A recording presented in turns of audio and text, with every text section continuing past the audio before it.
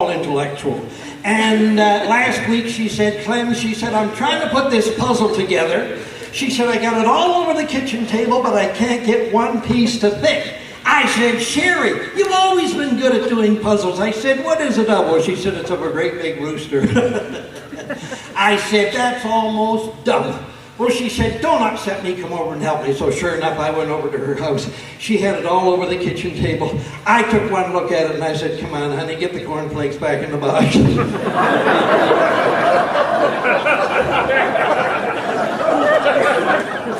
Oh, where's Joan Rudy? Where is she? Is she here too? Joan, honey, put your hand up, darling. What's the matter with you? Don't you know how to drive? Did you see her coming in tonight? She was knitting and driving at the same time. So there was a cop standing on the side of the road. He yells at her. He says, pull over. She said, no, pair of socks. How many would sooner be here tonight than in the best hospital in Ontario? I'm so impressed with the committee tonight. David Stock and his committee. They have been so kind and so gracious and so generous. Did you know that they have provided complimentary gum for everybody here tonight? Give them a hand. Give them a hand. Complimentary gum.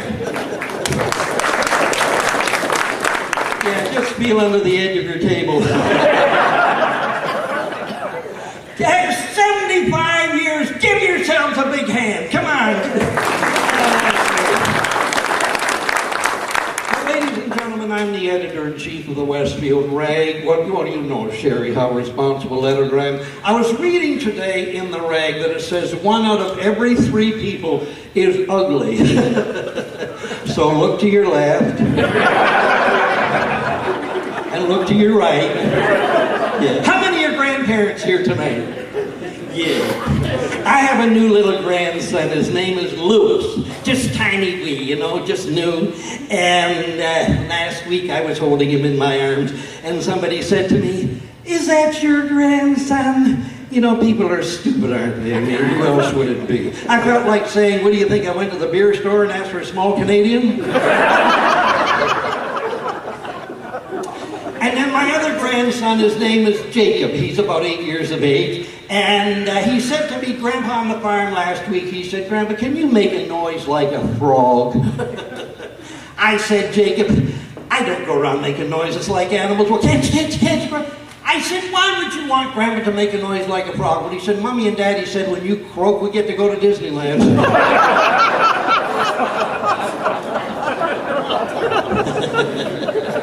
But I don't know. Well, I am the padre of Westfield, and sometimes I get to go out and speak a week of meetings in a little country church, you know, and every day somebody different takes you home. Do you understand what I'm saying, Reverend? And loosen up, honey. Don't you get out often?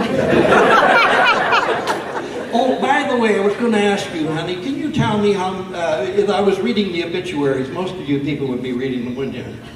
Yeah. Can you tell me how people manage to die in alphabetical order? But anyway, I was afraid I wasn't going to make it to this little farmhouse, you know, this day that these people were going to have me for dinner. So the man of the house said, well, my son Johnny, he will ride with you, and which was really nice, wasn't it, son? I mean, you know, and so anyway, on the way to this house, he said to me, I bet you don't know what we're having for dinner. So no, that they raised chickens. I said, I bet it's chicken. He said, no. I said, would it be turkey? He said, no. I said, well, what could it possibly be? He said, it's buzzard. I said, buzzard? I said, how would you know that? Well, he said, Mommy and Daddy said at the breakfast table, well, I guess we have to have the old buzzard for dinner sometime. Oh, where's Doug Charest? Where is Doug Charest? Is Dougie here? Put your hand up, Dougie. Yes, Doug, the last time I saw you, son, had you not broken your arm? It was about 2 years ago. Was it? Isn't that sad when they can't remember that? Young like that, you know. Is it better now? Oh, that's a miserable thing, a broken arm, wouldn't you say, son? Yeah. Do you want to know what happened to him? He was raking leaves, and he fell out of a tree. Can I tell you about the horse? About 2 months ago, he got on this horse, you know, and everything was fine to start with. The horse became very unpredictable. Actually, he pulled on the reins, and what happened was the horse threw him off, but as he was being thrown off, his foot caught in the stirrup, and his head banged on the ground. Boom, boom, boom, boom, several times, knocked him unconscious. Fortunately, he was saved when a manager of Zellers came out and unplugged the machine.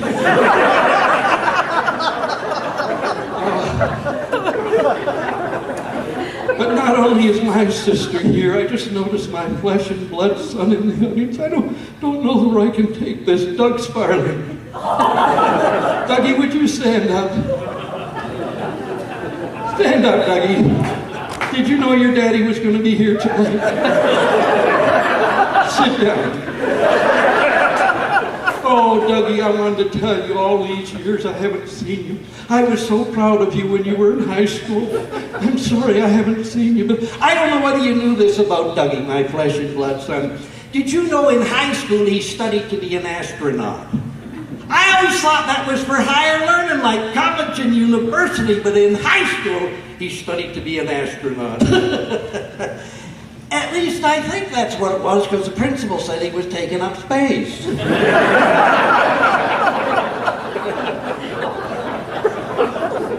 Never mind, you're a good boy and you're good to your mom and dad, you never come home. But I don't know, and sometimes I see an old girlfriend in the audience, somebody I used to date years ago. And I see somebody tonight. This is such an emotional moment. Is that you, Karen Brenneman, down there? Oh, Karen, the memories. Oh,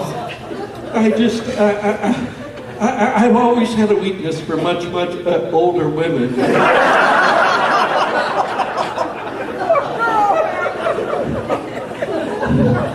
I always thought we had something special.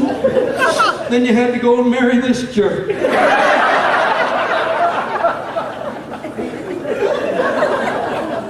I'm getting off track. That isn't what I wanted to say at all. Actually, what happened was Karen and I were in the doctor's office yesterday, weren't we, darling? And she was in the doctor's office, and I was outside reading a newspaper. And all of a sudden, the door flew open. She came out screaming and yelling, and she ran down the aisle, almost fell flat in her face. It was criminal. And the nurse said to the doctor, "What in the world did you say to Mrs. Brenneman that so upset her?" Well, he said, "I just told her she was pregnant." Well, the nurse said to the doctor, "You know right well Karen's not pregnant." He said, "I know, but it sure cured her hiccups."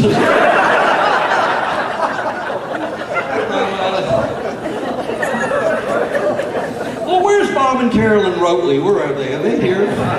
Put your hand up. Where's Bob and Carolyn? Are they here? Stand up. Yeah, sit down. I'm getting a little reflection off your head there, Bob. Listen, if it was for no other reason, I would have come on account of you tonight. Do you understand what I'm saying? Because in the Westfield rag here, it says that there's a prescription for baldness. Bobby, have you got your pen out? It says it's made out of alum and persimmon juice. Have you got that? It don't grow no hair, Bobby. It just shrinks your head to fit the hair you got. Well, there's one comforting thing about being bald. If you get a hair in your dinner, you know it's not yours. You know, when you get to his stage, it's no longer head and shoulders, it's mop and glow. But I'm getting off track. Actually, Bob and Carolyn, this goes back years. They were shopping in a grocery store, and she stole a can of peaches. Now she's reformed since then, so I mean, it's not like me to be gossipy, you know. But anyway, when she stole it, the manager of the store thought, well, it's just a can of peaches. I'll probably let her away with it. And then he thought, no, the next time it could be a sirloin steak. The next time it could be a car. I better bring her up before the judge. So she came up before the judge, and the judge said, now, Caroline, did you steal that can of peaches? She said, yes, Your Honor. She tried to fake remorse, you know. Well, he said, I want to know how many peaches were in that can. Well, she said, Your Honor, there was only 7. He said, are you sure there weren't 6 and there weren't 8? No, Your Honor, there was only 7. Well, he said, that's exactly what you're going to get. You're going to get 7 days in the slammer for 7 peaches. And Bobby pipes up and he said, yeah, Your Honor, she stole a can of peas, too.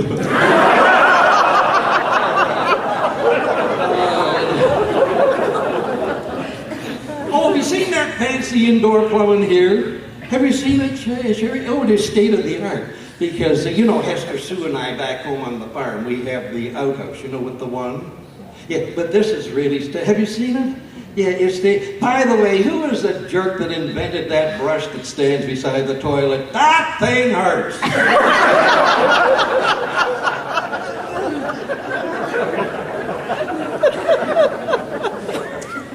What a dull audience, honestly. But I was reading in the paper, it's kind of a trend that's happening today, that some women are having their first baby at 49 years of age. Honey, can you think of a better way of spending your twilight years? Karen? And I mean, what could be the advantage except you'd both be in diapers at the same time? Oh, where's John Innes? Where is John? Is Johnny here? John, put your hand up, Johnny. Yeah, I thought you were mine, but you've changed since we did time together, Johnny. I thought you were my friend. My truck broke down on the main drag tonight. You wouldn't stop to help me. I was ashamed that I'd known you. Anyway, there's an old couple from around here. Well, David, maybe you know them. They're as old as dirt. And they farm around here. And they stopped to help me tonight when you wouldn't. So I thought a little small talk, you know. So I said to them, I said, well, how are you folks tonight? She said to her husband, what's he saying? What's he saying? He said, he's asking how we are. Oh, she said, I am miserable, couldn't be worse. So long that they was farmers. I said, how was your farm last year? And she said to her husband, what's he saying? What's he saying? He said, he's asking how our farm was last year. Oh, she said it was a wipeout. She said it was the worst year we ever had in our entire life. I said, for goodness sake. I said, I remember, I used to go with the girl from Tavistock here. Sherry, do you remember the girl I used to go with? But I said she didn't like the way I dressed. I said she couldn't stand the places I took her. I said she hated my family. I said she complained. She was as miserable as sin. And the old lady said to her husband, what's he saying? What's he saying? And the old man says, he's saying he thinks he knows you. Oh, dear, I was looking. Oh, but you know, when I look at this crowd tonight, I realize that little age ain't all it's cracked up to be. I mean, it's the time of your life when your brain says go, go, go, and the rest of you says no, no, no, isn't that right? I mean, it's rough going through life looking like your contents have settled during shipping. But middle age has brought on some special problems for my wife, Hester Sue. She just started to wear them real heavy-duty elastic support hose, you know, David, that the senior ladies wear. Kind of the Michelin kind, you know. Like she's always been worried about runs, now she's worried about blowouts. But ladies, take it from me. When you buy a pair of pantyhose, spend the extra dime, you know. My wife, Hester Sue, came to town. I couldn't get her to come tonight. She bought a pair of pantyhose in the cheap dime store in Tavistock last year, you know. She put them on. She said, look at Clem. She said, the crotch is so low I can carry my groceries home in them. It's just a joke. Come on, listen. Well, I was looking in the paper. Oh, before I go on, where's Reinhard Stein? Where is he? Is Reinhard here? Reinhard, are you comfortable as you sit there, son? Yeah. Well, you are to be commended for being here tonight. Because I don't know whether you knew, but Reinhard, he had a little accident. He was away in one of them there elephant hunting expeditions in Africa. Yeah, and he got a hernia carrying the decoys. Actually, I'm surprised I didn't see you in that. I was there at the same time. I'll never forget it. 1 o'clock in the morning, I shot an elephant in my pajamas. How he got in my pajamas, I don't know. But Reinhard is what you would call accident prone. Do you understand what I'm saying? Because just before that, he was in the Arctic, you know, and he slipped into the icy waters, and he got bitten by 2 polar bears. And now he's bipolar. Dear, I don't know. Oh, where's Wayne Shum before I go? Where is Wayne? Wayne and I used to room together in agricultural school 20 years ago, didn't we? It was Wayne and George and I. Do you remember that, Wayne? In London, yeah. And where was it we used to shop for our menswear? Wayne was at Sears or Eaton's, do you remember? I think it was Eaton's. Anyway, I needed some new underwear. So I went into the guy and I said, I need some new underwear. Well, he said, how many pair do you need? I said, 7. He said, I don't understand. I said, well, you know, Monday, Tuesday, Wednesday, Thursday, Friday, Saturday, Sunday. So then George went in and he said to the guy, he said, I need some new underwear. The guy said, how many pair do you need? He said, 7. He said, I don't understand. Well, he said, you know, Monday, Tuesday, Wednesday, Thursday, Friday, Saturday, Sunday. So then Wayne went in. He thought that was an awful good idea, didn't you, Wayne? Yeah, and he said to the guy, I need some new underwear. And the guy said, all right, already, I know 7 pair. Wayne said, no, 12. The guy said, 12, I don't understand. Well, Wayne said, you know, January, February.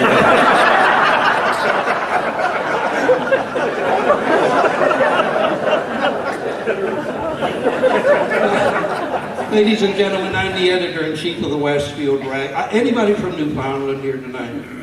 Nobody? Well, I would never intentionally tell a Newfie joke. But if there's something true, well, you know, Sherry, what a responsible editor I am. This is hot off the press. Tragedy in eastern Canada, Gander, Newfoundland. Canada's worst air disaster occurred earlier today when a Cessna 152, a small 2-seater plane, crashed into a cemetery earlier this morning in central Newfoundland. David, the things that are happening. Imagine a 2-seater plane into a cemetery of all, and Newfie rescue workers have so far retrieved 826 bodies.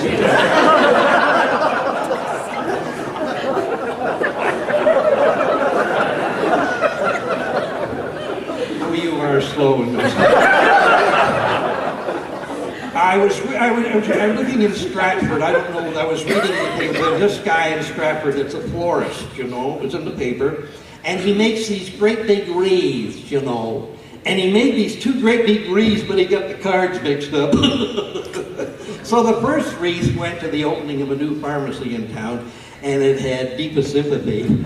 And the second wreath went to the funeral of a local banker, and it had a good luck on your new location.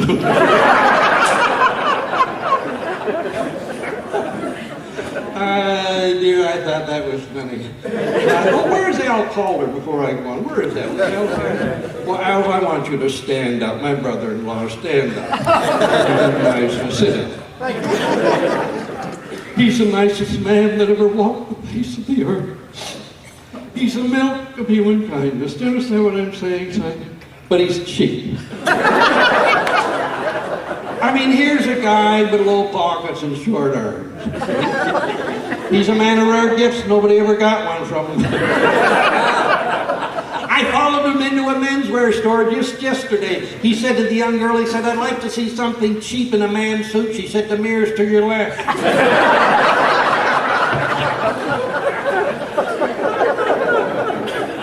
He read this article in the newspaper where he could raise a child in India for $10 a year. He sent his kids there. Cheap, you have no... He is so cheap, he keeps his wife's teeth so she can't eat between meals. Cheap. He built this brick home. David, have you seen the brick home that he built? He built this brick home.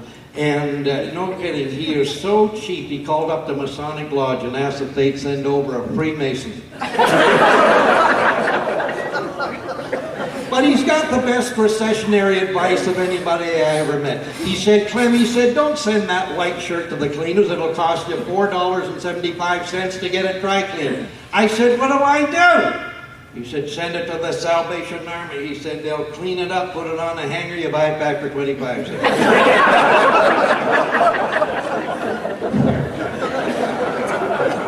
But it's so nice to see David Stark tonight. You know, the problem that David and I have is that people keep getting us mixed up for one another. Isn't that right, Dave? It was so nice of David and Gloria to have Hester, Sue, and I over for dinner last week, sweetheart. That was so nice. And you know what came out at the table? That at Christmas time, Gloria had given David a 24-piece puzzle. Wasn't that cute? 24 pieces. He said, you know, honey, I put that together in 5 days. Oh, she said, David, that is good. Oh, she said, that's good. Oh, he said, I know it's good. It says 3 to 4 years on the package.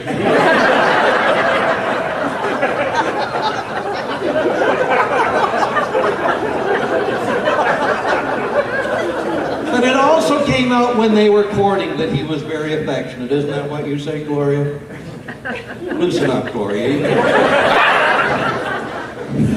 He got emotional. He said, I used to kiss the stamps on your letters because I realized your lips had touched them. And she said, ain't that a ripper? And to think I used to wet them on the dog's nose.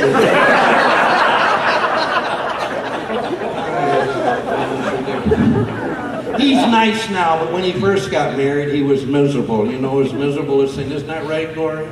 He was really miserable. In fact, he was so miserable when his mother-in-law came over, he cut the dog's tail off so there'd be no signs of welcome. Yeah, that's David.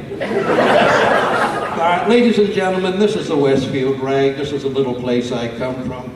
Actually, it's quite a place. Last week we had a beauty contest and nobody won. Did they, Sherry? Honey, do you want to know my beauty tip? Do you want to know how to always feel beautiful no matter where you are? Hang around with ugly people. What is it with you women? You get your face lifted, you get your neck tightened up, you get the flab under your arms tucked in, and you drive over a speed bump and you got to start all over again. David, do you understand women?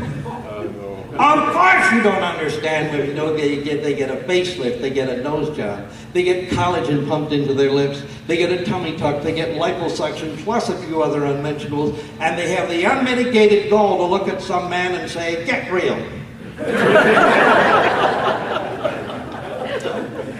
But ladies and gentlemen, I didn't think I'd make it tonight. You know, I'm an aid advisor to the Prime Minister of Canada. I travel all over Canada, the United States, and Great Britain. Actually, I did apply to Revenue Canada years ago. Do you remember, Sherry, how I did apply to it? They said to me, what's 32 and 32? I said 96. I got the job. It was the closest.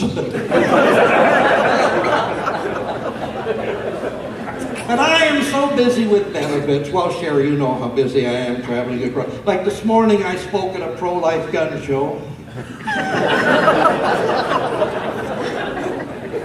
And this afternoon, I was at an animal rights barbecue, so you can see I just got back from Iraq. The Canadian government sent me down there to entertain the troops, and they gave me the most touching tribute that they could ever give an entertainer. They gave me a 21-gun salute. Wasn't that sweet? Yeah, I just wish they'd have waited till the plane had landed. Anybody terrified of flying?